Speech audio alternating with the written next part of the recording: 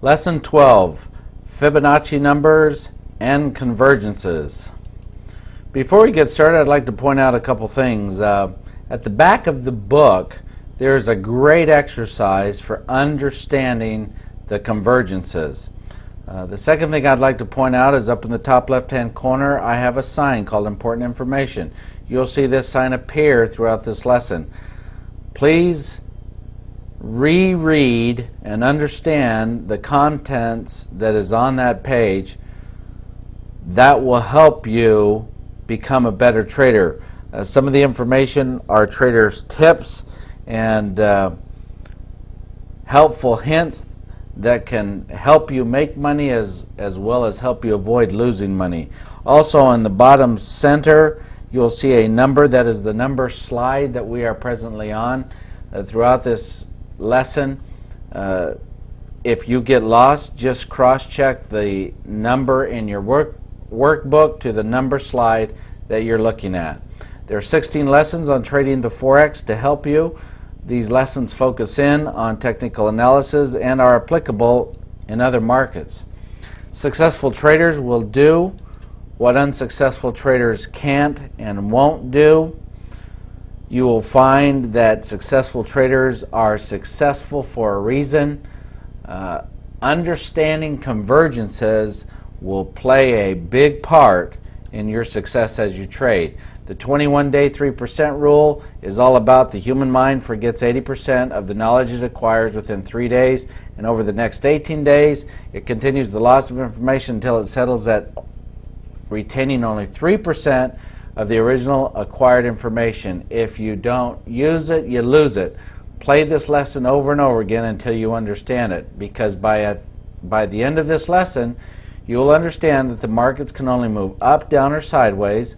You will learn that there are natural laws and a numerical sequence that governs our universe. To really understand that, please play over and over again. Lesson 7, the price swing and Fibonacci numbers. You will learn to read a trading chart and be introduced to the technical side of Fibonacci trading and convergences. You will learn that the market bounces at convergences, and you will learn how to find a convergence and trade in the direction of the trend for profit. You will learn to create a trading plan based on trading convergences and learn how to financially protect yourself at support or resistance in every trade. Let's do a quick review of placing orders. Lesson 1, we're watching Japanese candlesticks that monitor the open, high, low, and close of the market. We are watching bid charts. There is a bid and an ask at all times in the market. There are traders trying to buy and traders trying to sell. Traders buy on the bid, or excuse me, traders buy on the ask and sell on the bid. These candlestick charts monitor the bid price. Up here, the current price is the bid price, 107.30. That is where the market is currently. It's at 107.30. That's the bid price. The ask would be 107.35. If we were to look at an ask chart, it would look exactly like it, only 3 to 10 pips higher than the bid chart. Once again, we buy on the ask and we sell on the bid.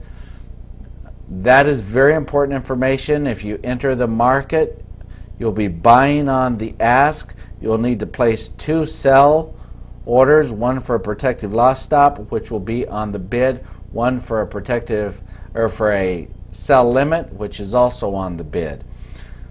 Conversely, if you enter selling, you sell on the bid, which is this price, 107.30.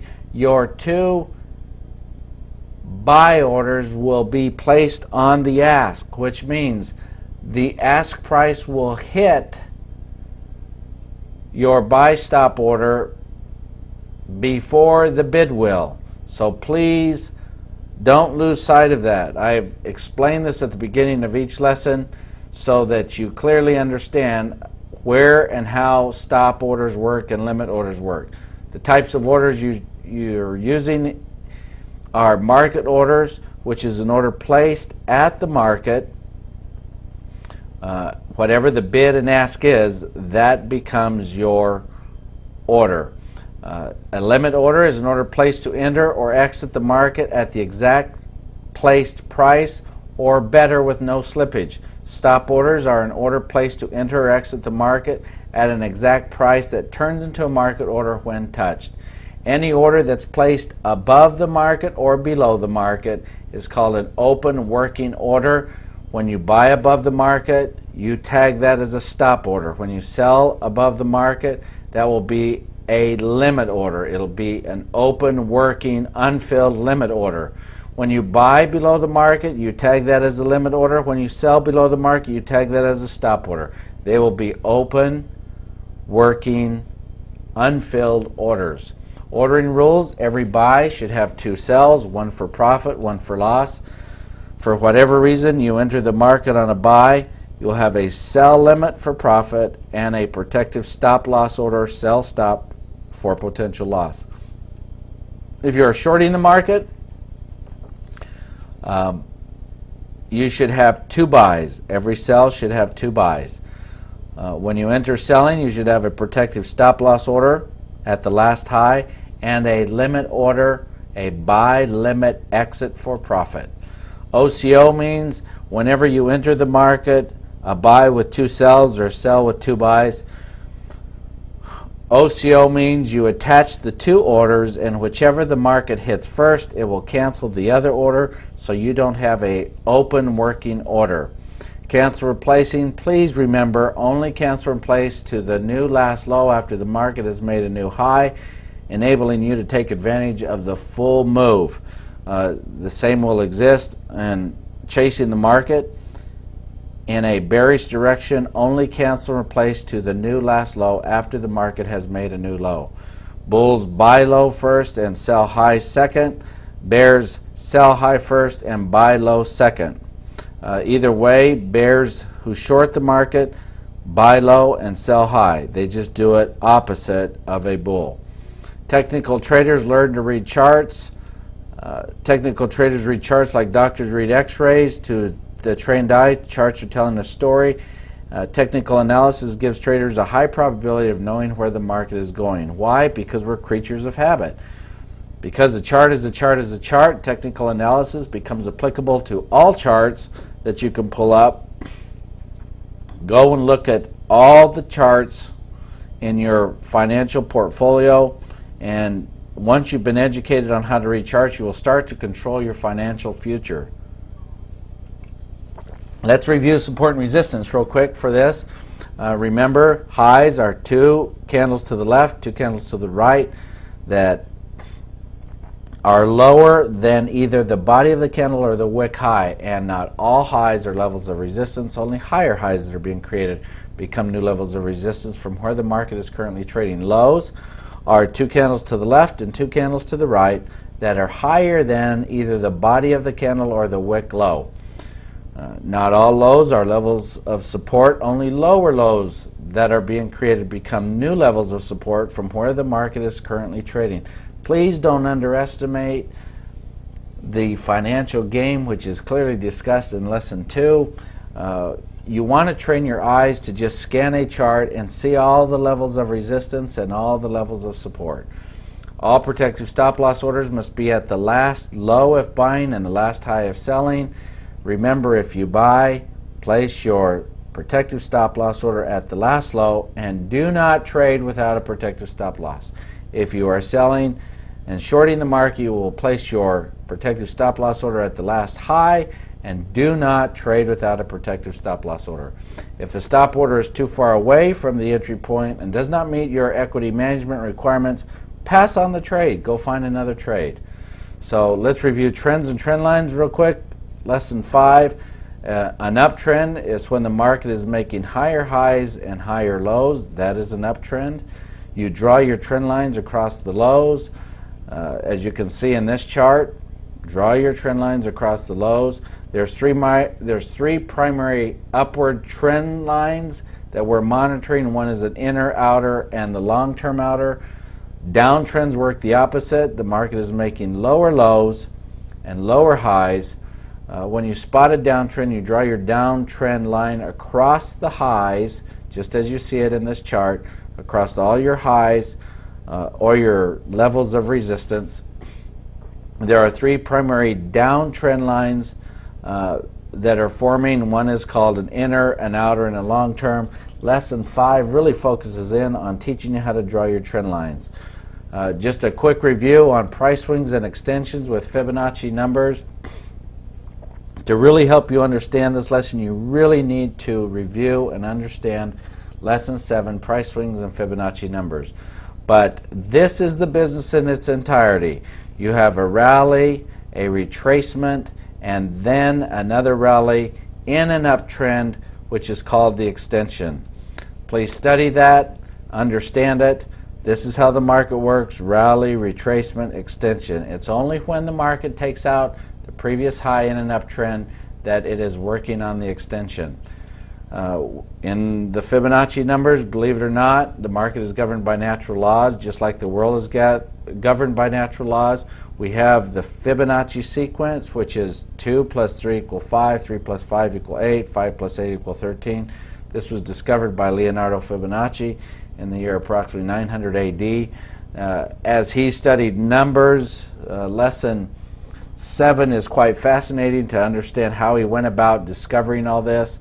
But we get involved in ratios, which is starting to divide numbers. If we divide 89 by 144, we come up with 618. And 144 by 233, we come up with 618, and so on and so forth. In all these divisions, we come up with some numbers, which are 382, 50, 618, 786, and extension numbers, which are 1.618 and 1.27.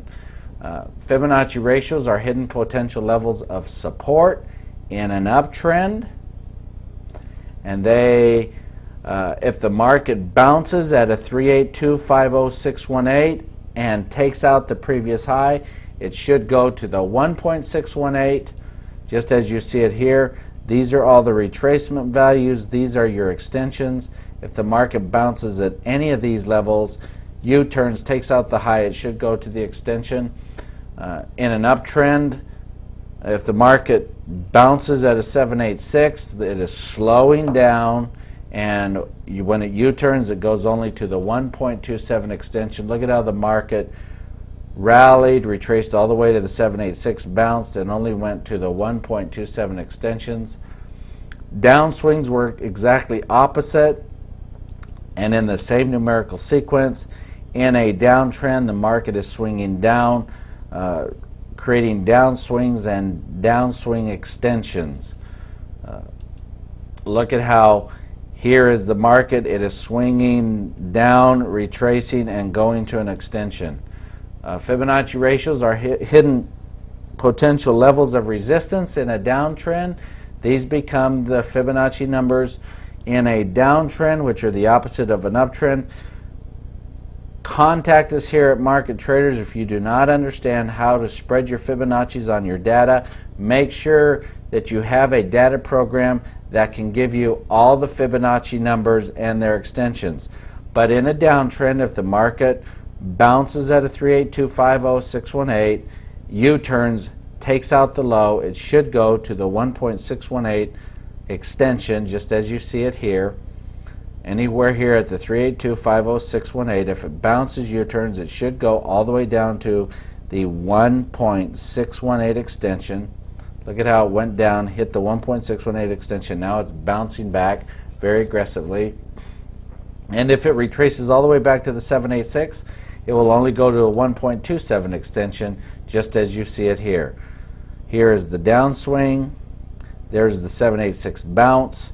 Anything inside the swing is sideways movement. This is where traders get confused sometimes and end up losing money because they're not keeping track of the original swing.